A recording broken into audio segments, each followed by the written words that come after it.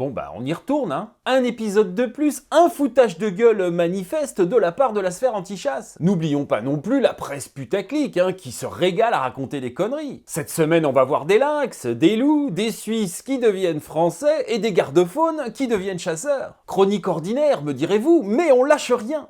On les affiche. Mais avant de les afficher, on va pas oublier que c'est Noël, et que qui dit que c'est Noël, eh ben dit venant dit. La boîte française qui valorise la viande de gibier sauvage française. Oui, ça se passe comme ça, les sponsors sur la chaîne de Richard sur Terre. Cette année, je vais offrir un coffret cadeau à ma tata Rachel, avec dedans 4 terrines de gibier sauvage, un pot de rillettes de sanglier sauvage au gin et baie de genièvre, et 4 saucissons de gibier sauvage. Tu vas voir la fête qu'elle va me faire. En plus, vous allez pas me dire ça a quand même de la gueule sous le sapin, les amis, c'est pas du cadeau en plastique fabriqué à l'autre bout du monde. Ah bah c'est du circuit court où je m'y connais pas hein. Vous avez le choix entre 9 coffrets différents qui s'adapteront à toutes les bourses et toutes les envies. Calme-toi tata. Et tenez-vous bien les potos, j'ai une surprise. Bon, avec le code Richard10, vous avez l'habitude, c'est 10% de remise sur tout le site, plus livraison gratuite des 70 € d'achat. Mais c'est pas tout les amis, cette fois il y a un cadeau. Parmi tous les gens qui auront utilisé le code pour faire un achat, bah on va tirer quelqu'un au sort qui va recevoir le coffret le plus prestigieux. On annoncera le nom du gagnant vendredi prochain. Le coffret quintessence, 4 saucissons, 3 terrines, 2 rillettes et un plat cuisiné, le tout d'une valeur de 92,50 €. Alors voilà, il vous reste plus qu'à aller sur le site venandi-sauvage.fr, de rentrer le code Richard10. Et à vous le Noël sauvage. C'était bien, tata ?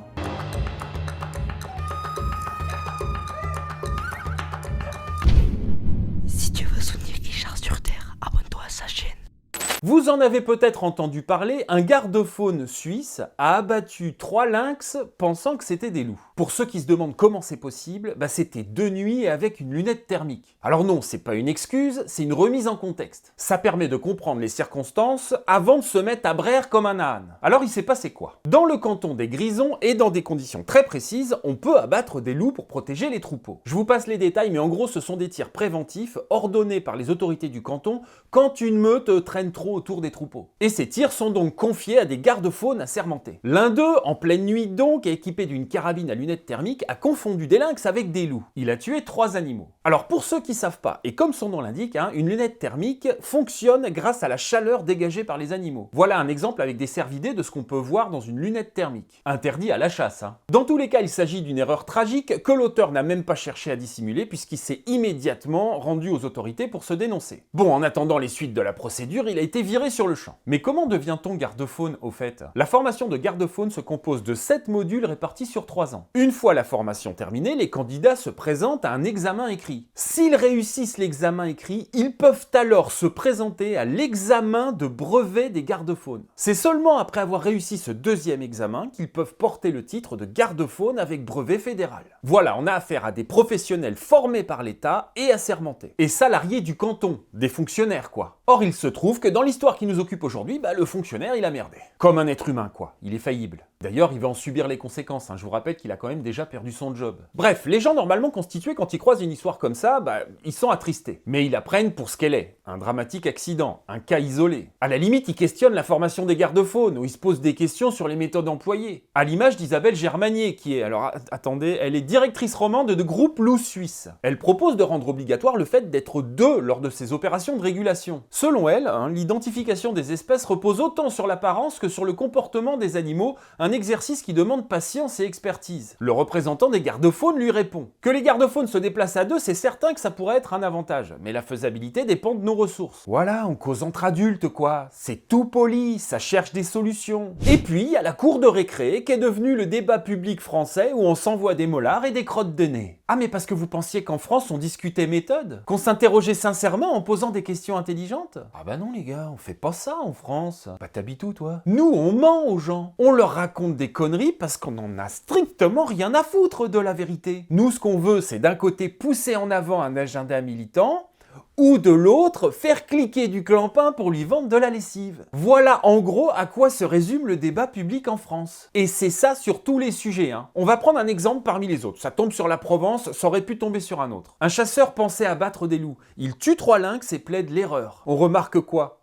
Le garde-faune s'est transformé en chasseur. Et il n'est écrit nulle part que ça se passe en Suisse. Ah bah non les gars, ce serait dommage. Parmi les dizaines de milliers de gens qui vont croiser ça sur les réseaux sociaux, combien vont cliquer sur l'article? 2, 3%. Pour l'extrême majorité des gens qui croient ça, des chasseurs français, pourquoi ils se diraient que c'est ailleurs, ont tué des lynx en pensant que c'était des loups. C'est bien, ça va bien faire cliquer comme ça. Je vais vous montrer l'entonnoir de la vérité. Quand on clique sur l'article, un chasseur suisse pensait abattre des loups. Il tue 3 lynx et plaide l'erreur. Ah voilà, déjà, les 3 couillons qui viennent de cliquer apprennent seulement que ça se passe en Suisse. Mais à ce stade, c'est toujours un chasseur. Il faut descendre plus bas. Un chasseur professionnel avait l'autorisation d'abattre des loups dans le Jura. On apprend que c'est un chasseur professionnel. Alors, je sais pas pourquoi un chasseur. Ça allait pas garde-faune? Parce que chasseur professionnel, j'ai un scoop pour vous, ça n'existe pas. Il y a une partie de l'expression dans garde-faune que vous comprenez pas? Bon, à ce stade, de toute façon, déjà là, tout le monde s'en fout, hein, le clic a été comptabilisé. Ils pourront dire comme ça à leurs annonceurs qu'ils ont tant de milliers, de millions de clics sur leur torchon. Oui, ça se passe comme ça. Ça, c'est pour la presse putaclic de notre beau pays. Maintenant, on a les génies de la politique aussi, hein. Et quand on parle génie de la politique, il vous vient quoi comme nom en premier? La Rousseau. Non, pas celle-là, l'autre. Pardon, mais je pense pas que ce soit à nous de changer. Voilà, celle-là. Les chasseurs, premiers défenseurs de la nature, épisode 381 milliards... Bref, voilà, elle s'amuse avec les chiffres. Ah voilà, là, on y est bien dedans, là. Sandrine Rousseau, toujours avide de tweeter des conneries, c'est un petit peu à ça qu'on la reconnaît, tombe les 2 pieds dans la bouse et éclabousse tout le monde autour d'elle. Les chasseurs deviennent les coupables. Les chasseurs français, évidemment. Non, parce que comme on est déjà responsable de la surpopulation de sangliers au Japon, il manquait le fait qu'on était responsable des accidents de tir des fonctionnaires suisses. Il y a du sens. Sandrine Rousseau fait donc partie de la grande majorité des Français qui cliquent sur des articles putaclic, qui ne les lisent pas, mais qui en revanche donnent leur avis quand même. Avec plus de 188 000 followers sur X, on va pas essayer de s'informer avant de poster des trucs. Mais les gars, la vérité, c'est un concept qui est un peu passé de mode. Dans les politiques, on retrouve évidemment la rêve antispéciste d'Émeric Caron, qui est très largement habitué à raconter de la merde. Ils ont fait honneur à leur rang avec un certain goût pour l'humour. Malhonnêteté ou ignorance, quelle que soit la cause de cette énième erreur, on ne peut plus tolérer ce comportement qui est un crime. Les êtres vivants et la biodiversité doivent être protégés. Abolissons la chasse partout. Malhonnêteté ou ignorance, c'est la question que je me pose à chaque fois que je croise un poste de la rêve. Gros malin, si on abolit la chasse partout, à qui on va confier la gestion des espèces? Réfléchissement, Émeric. À des agents fonctionnaires de l'État? Qui est la raison pour laquelle tu demandes aujourd'hui l'abolition de la chasse? C'est pas un petit peu con? Ouais, mais il y a un fusil. Et puis, on glisse doucement vers nos menteurs préférés, j'ai nommé les associations animalistes. Avec la palme cette semaine à la Fondation Brigitte Bardot qui s'embarrasse même plus avec les détails. Drame dans le Jura. Un chasseur tue 3 lynx, une mère et ses petits, au lieu de loups alors que c'est une espèce menacée. Seulement 200 individus restants. Risque pénal, 150 000 € d'amende, 3 ans de prison. #StopChasse. Là, il n'y a même pas de lien vers un article. On parle d'un drame dans le Jura. Pourquoi le lecteur irait imaginer que ce serait dans le Jura suisse? Alors qu'en plus, ça se passe même pas dans le Jura suisse. Ça se passe dans le canton des Grisons, qui est à l'opposé. Il n'y a aucune raison qu'ils se disent que c'est en Suisse. Là, c'est manifestement fait exprès. Un chasseur tue 3 lynx dans le Jura, c'est un chasseur français. Ils vont même pousser le vice jusqu'à donner ce qu'on risque quand on abat une espèce protégée en France. 150 000 € d'amende et 3 ans de prison. Et ce post a été vu par 70 000 personnes au moment où je tourne cette vidéo. 70 000 personnes qui se font donc désinformer. Après, c'est vrai, elles donnent leur consentement pour être désinformées pour la plupart. Oui, on adore croire ce qui renforce nos croyances. Ça s'appelle un biais de confirmation. Donc ceux qui suivent la Fondation Brigitte Bardot, c'est l'histoire qu'ils iront raconter à la raclette chez mamie samedi soir. Parce que c'est l'histoire qui les arrange. Et pour prouver, ils sortiront leur téléphone et ils montreront le post de la Fondation Brigitte Bardot. Mais on va quand même finir par le grand, par l'immense Hugo Clément, qui est un petit peu à la croisée des chemins entre journalisme et militantisme. Il réussit à réunir le pire des deux mondes depuis tellement d'années que franchement ça commence à forcer un petit peu le respect. Les mecs confondent quand même des loups et des lynx. Tu m'étonnes qu'ils fassent pas la différence entre un sanglier et un cycliste.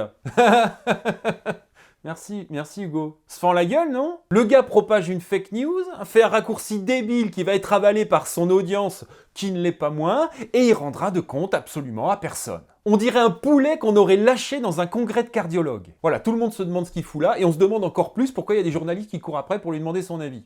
Presse, politique, associations, militants, tout ce petit monde participe au bruit ambiant qui masque la seule chose qui devrait compter, la vérité. Un garde-faune suisse a fait une connerie. Et quand je me promène en Suisse, justement, ou en Belgique, ce qui a été pas mal le cas ces derniers temps, Je peux vous dire qu'on devrait avoir honte des gens qui portent la parole publique dans ce pays. Les hommes et femmes politiques, les porte-parole d'associations, les journalistes, tous ces gens uniquement intéressés par leur propre gueule et qui trahissent leur audience. Bon, je vais essayer de vous dire maintenant la vérité. Donc si vous êtes militant, vous suivez Hugo Clément, tout ça, c'est pas la peine de rester, vous pouvez y aller, c'est pas pour vous. Le loup en France et dans toute l'Europe est l'affaire des États. Parce que le loup est un animal protégé au niveau européen et que, par définition, il est strictement interdit de le chasser. Bon, son niveau de protection vient d'être abaissé de strictement protégé à protégé par la Convention de Berne, mais en vrai, ça change pas grand-chose. Il sera toujours strictement interdit de le chasser. Donc quand vous entendez des histoires de régulation de loups qui se passent en Europe, ce sont toujours les États qui sont à la manœuvre, via des agents d'État. Lieutenant de louveterie en France ou garde-faune en Suisse. Dans tous les cas, ça n'a strictement rien à voir avec la chasse. La volonté de faire passer cette erreur de tir pour un acte de chasse est l'œuvre d'associations et de médias anti-chasse. Des entités qui passent leur temps à intoxiquer les Français avec leurs obsessions. Avec l'aide évidemment d'une certaine presse complaisante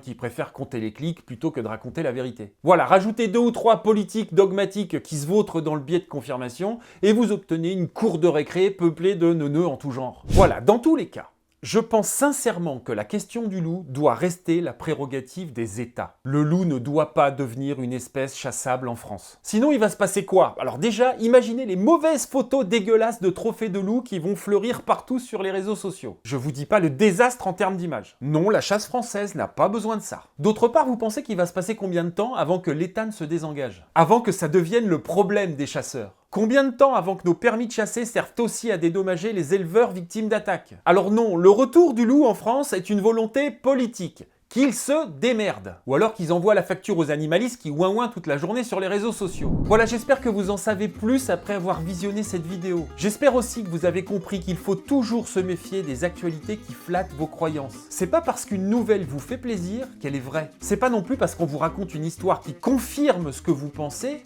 qu'elle est vraie. Vous avez vraiment envie de vivre au milieu d'un monde peuplé d'abrutis propagandistes? À vous agiter autour d'une actualité partiale et partielle qui insulte votre intelligence? Questionnez-vous. Questionnez ce qu'on vous donne à becqueter, vous n'êtes pas des poules. En attendant, moi je vais faire un énorme câlin à Tata Rachel parce que c'est bientôt Noël. Hein Tata, c'est Noël. Je t'ai envoyé ma liste, Tata. Cliquez sur ces vidéos, likez, partagez, abonnez-vous, n'oubliez pas de vous abonner. Aimez-vous les uns les autres. Je vous dis à bientôt sur Terre ou ailleurs.